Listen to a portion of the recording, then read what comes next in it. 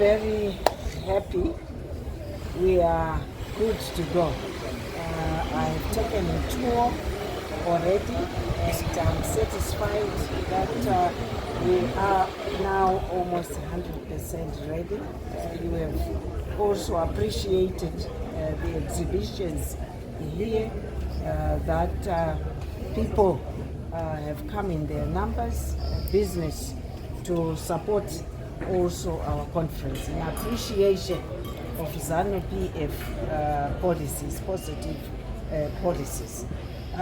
Our theme says it all.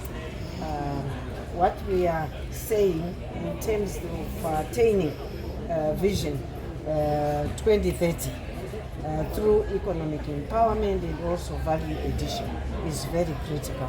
This is why all these companies supporting government policies are all here appreciating Vision 2030 to say we are here, we agree with ZANU PF policies and we want our economy to grow.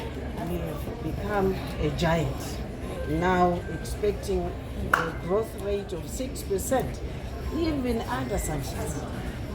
Zimbabwe is developing. So this really demonstrates the confidence that our business sector has in our ZANU PF policies.